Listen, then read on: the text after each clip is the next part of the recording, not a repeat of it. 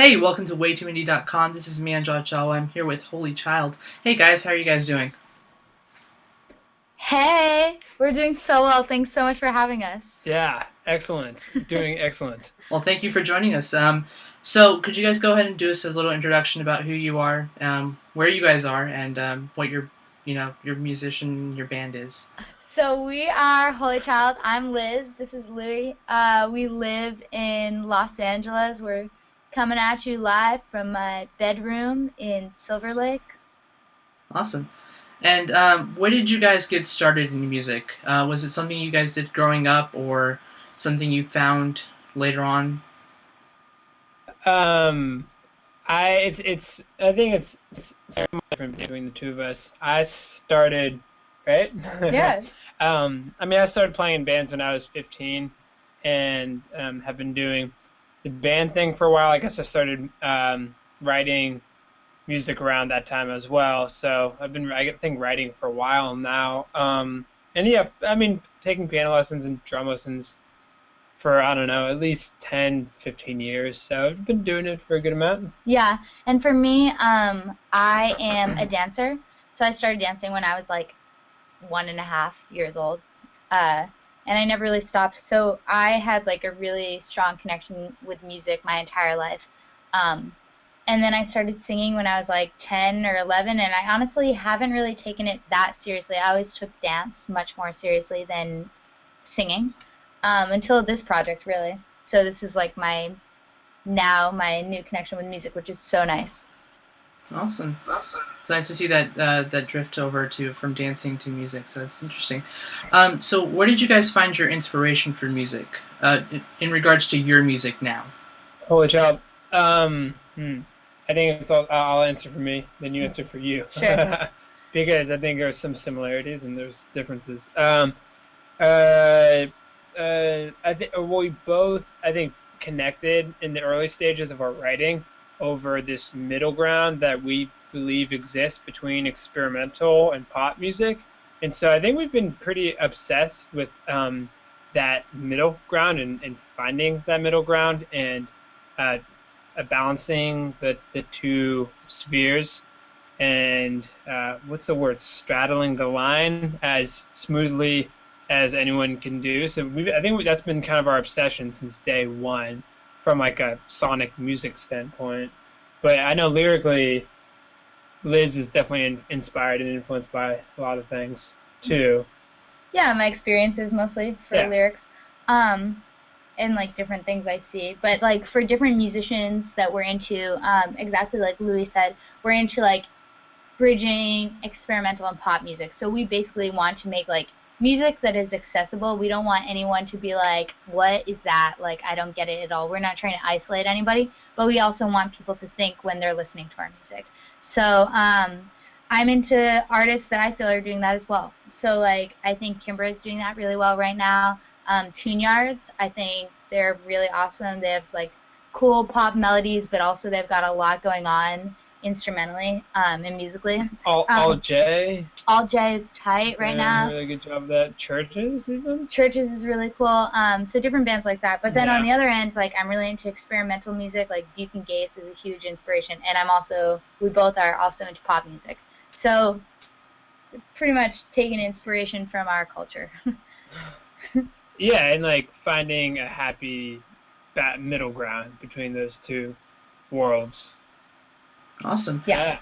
So you guys recently got back from performing from CMJ's Music Marathon in New York. How was that? And what was that experience like? You go ahead. Sure. CMJ was crazy. Um, we had this plan that we're like, we're gonna go to CMJ, and we want a lot of people to see us and like, want to see us.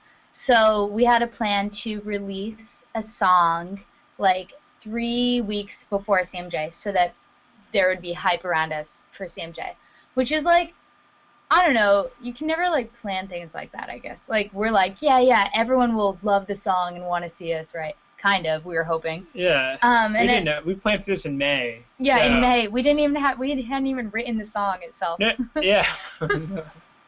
So so we're like, yeah, we'll go to CMJ. It'll be great. We'll be in New York. We'll like talk to many people, and it actually worked. It was so crazy. God, yeah, it worked out. So we released a song, "Happy with Me," which like it was crazy. It got 100,000 plays in 1 week.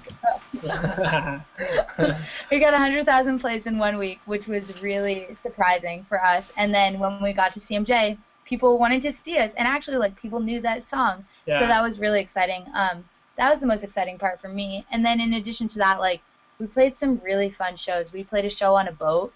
Like, literally, this boat is going around. I was, like, falling over. Louie's, like, trying to touch his keyboard, and, like, the boat is going all over the place. Yeah, that was really fun. We played, like, a bunch of other shows that were really fun, too. So overall, it was a really fun, successful experience.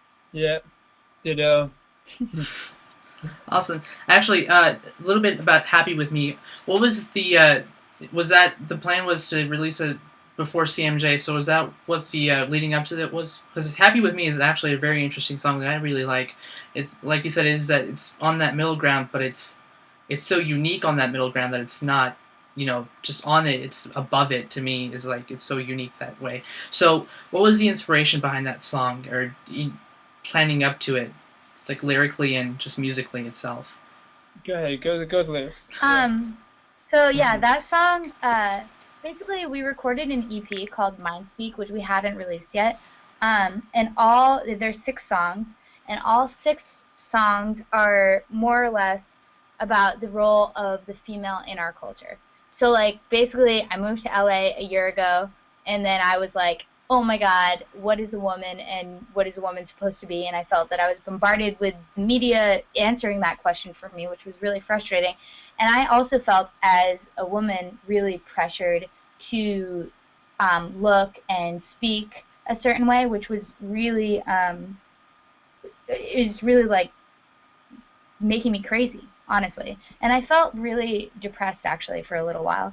So we wrote all 6 songs, and then when I went back to do the lyrics, I wrote all of them about this concept. And then it wasn't until, like, when all of the songs were done that I was like, oh my God, I wrote all of the songs about the same thing, but it's like from different angles. So, like, one song that hasn't been released is like it's like about relationships, kind of, and it's like me being frustrated about being in a relationship, or the concept of being in a relationship, because I feel that I'm inherently giving into the gender role that I'm supposed to be, but, like, actually I like it, kind of. So that frustration. And to answer your question, Happy With Me is about, I'm kind of being sarcastic. Like, I feel that our culture spends a lot of time focusing on superficial aspects of humanity. So, like, I feel like if we spent all of the money in our culture and all of the time focused on these superficial things, if we instead focus that time on something more meaningful or intellectual, I feel like our entire culture would just be, like, elevated tenfold. So the song is me being kind of sarcastic, like, don't you see we're not free? Don't you see, like, there's no freedom when we're in a culture that is, like, pushing images at us? And I'm saying, why can't you be happy with me? Like, why can't you live with me outside of that culture? Sorry, our computer's dying.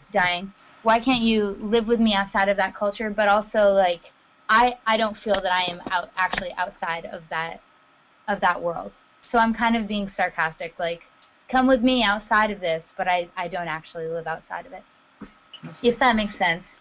Yeah, that definitely does. Now, is that something that you started realizing after you moved, or was that something that was always in your head before? That's a really great question.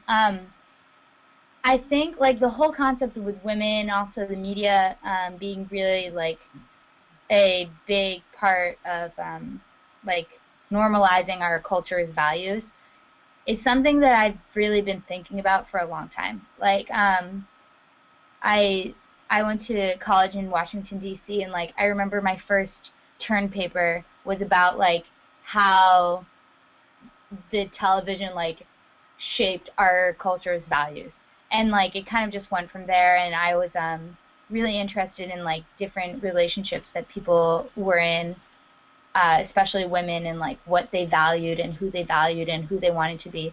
So this is something that I've really been focusing on for like probably about Years. 6 years Yeah. now. But when I got to LA, I guess like it's so crazy. Like when you're focusing on something for so long, then it just like becomes part of you. So it was kind of like on the back burner when I was in LA, but I started to feel really depressed. And then when I analyzed why I was feeling that way, I was like taking from all this information that I had been studying. So yeah, it's been a little while that I've been fixated on this. Cool. That's interesting to hear, actually. Your band's name, Holychild. What's the story behind coming up with that name? It's a unique name, of course, but what's Yeah. the story behind that? I guess, I mean, we could claim some sort of like spiritual influence in it, but I mean, it's not really that. I guess sure, it could be spiritual. Art is but, spiritual. Yeah, exactly. But the inspiration came from a sweatshirt that Liz used to own that was gifted to her when she was desperately in need of a sweatshirt in New York on a, I guess, spur of the moment trip. I wasn't there, but this is, I guess, now like an infamous story. So she gets this oversized sweatshirt that's way too big for her that has Holychild printed on the back in big letters. So she thought it was awesome and proceeded to cut it up and modify the sweatshirt to fit her and a little bit better. And it was just like, I guess you could describe how you modified it. I took it, it was huge on me. And I took it and I like cut it straight down, like as if there was a zipper there. And then I cut off the sleeves, so they were 3/4 length. And it had a huge hood. Yeah. So I would wear the hood and like wrap the sweatshirt around me and have a safety pin. It was like a boxing sweatshirt. Yeah, at that point. So it was pretty badass. It was pretty cool. So she would go romping around DC. We met each other in Washington, DC, and go romping around GW's campus in this oversized sweatshirt, and you'd just be like, who is this absurd Holychild? Like, who is this person? It's kind of absurd. And so, and of course, Liz would always wear the sweatshirt during our initial songwriting sessions. It was in this cold basement music practice area at GW, and she would always wear this Holychild sweatshirt. So when we started, when we took those songs to the studio and started recording them more seriously, I realized that we'd need a name for this project. So I asked Liz, like, what should our name be? Yeah, actually, he was like, I think you should move back. I was living in New York at the time. He was like, I think you should move back to DC and we should record these seriously. And I was like, all right, I guess I'll move back to DC. And he was like, okay, we need a name. And I was like, okay, how about Holychild? And he's like, all right, cool. Yeah. Sounds great. I mean, because I always associated writing songs with Liz with this absurd, oversized sweatshirt with Holychild on the back. So it's like, it was a pretty natural progression of decision making on the part of the name. So yeah, that's hence the name Holychild. Yeah. Awesome. So is that where you guys met in college? Correct? Yeah. Okay. Cool. And so you do everything yourselves, correct? Like from producing to actually writing and everything. That's all you? Yeah. Yeah, Awesome. that's us. And then we also do the visuals ourselves too. Yeah. I mean, we definitely collaborate with a lot of people for the visuals. But for instance, for Playboy Girl, I had a really specific image of what I wanted the music video to be. And it actually turned out like exactly what I wanted, which is so nice. Yeah, good job. Yeah, that's good. I'm happy with it. Yeah, so awesome. yeah, we do a lot on our own. Yeah, Playboy Girl's video is actually it's quite unique. I urge anyone that's watching to actually go watch it. We'll have the link below, but it's a very unique video. We'll just leave it at that. We'll leave it as a surprise little video. Awesome. So, where do you guys see your music going? I know you said you have an EP that you guys haven't released yet, but where do you guys see yourselves, a year or 2 years from now, stuff like that? Yeah, I mean, this next year is going to be crazy. We have our own plan, but like, who knows how it's actually going to turn out. We would like to, I think we're going to try to release a 3-song EP in March. We're going to be in the studio in January and February recording. So we'll be able to hopefully release a full-length album in the fall. That's our plan as it stands now. Yeah. And we really want to be touring a lot this year and next year. So yeah, to answer your question, like a year from now, it'd be nice to have an EP out at the very least. It'd be nice if all goes to plan to have our debut full-length album out by a year from now, and then to just be hopefully touring other countries and stuff, touring overseas. That'd be the nice. That like, we already have plans to tour the country for next year. But it'd be nice to take it overseas because we've already been talking to some folks overseas about that. Yeah, So, basically, we're making pop music that also, we hope, is making people think. So our goal is to reach a large audience with this. Like, share it and make a lot of people think. Like, I feel like, as I've been talking about the media, it's like, I feel it's so rare when I hear something on the radio that is like really challenging me as a listener. And so we just kind of want to like share our art with other people and make people think. I mean, spreading the word via touring for us has been pretty effective. So yeah, it'd just be nice to again expand it beyond the U.S. in a year from now. Hopefully, it's not too unrealistic of a goal. Cool. Yeah. We hope that we get to see you. And what's the first country you guys are you guys looking at to visit? Probably the UK for now. Because I mean, I personally like a lot of music that's coming out of the UK right now. Yeah. And I feel really inspired by it. And I feel like if I like them, they might like us, kind of thing. Yeah, it's a hope.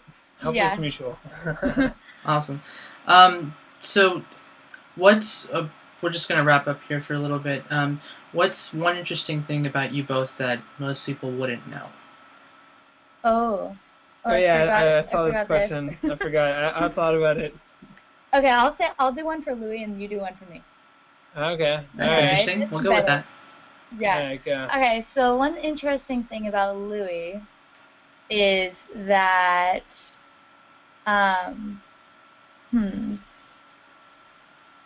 Louie really loves peanut butter and apples, especially the peanut butter that you make your own peanut butter at Whole Foods.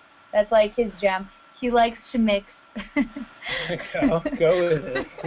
I'm okay with it. You can reveal this information. He likes to mix the regular peanuts and the honey roasted peanuts. Yeah, yes. Hybrid everything. It's just stronger. Okay, now your turn. All right. Yeah, interesting factoid. Right? Who knew? I like that. I don't even know how many people know that. You guys, exclusive information right here. Exclusive. And the thing is, like, that's a quirk. I feel like Liz's. I feel like Liz's. Maybe people don't know. Going off of Liz's thing, just riffing right now. Liz is actually, people might not know, is actually a very quirky person. So the amount of quirks that she has to her personality are innumerable. There's so many. But one thing, you said one thing most people might not know, right? So I don't have to get specific now. I was gonna, okay, let's see, Liz. I mean, most people know that Liz is definitely like a health fitness nut. That's for sure. But I don't know if everybody knows that she. This is not. I don't know. She does she does some funny things in order to satisfy that urge. But like what? I guess I'll reveal the more pedestrian of them. She wakes up at pretty ungodly hours in the morning to go sweat her ass off at Bikram yoga. Oh yeah. And I don't know if everyone knows it. It's like serious dedication. Like she'll get up at like 5. It's a current obsession. So sure, either way, it's pretty it's it's intense. It's very disciplined. It's impressive, but definitely I don't know if everybody knows this. That's an interesting choice of something to reveal. Oh yeah, you think so? More interesting than mixing the regular peanut with a honey roasted peanut butter? I don't know. Anyway, we're Holychild. Yeah. Hey. Awesome, guys. Thank you for chatting with us. Anything you'd like to say before we finish off here? No, thanks so much for having us. Yeah, this was so nice to be interviewed. Yeah. And we're really excited about your blog. Yeah, man. Awesome.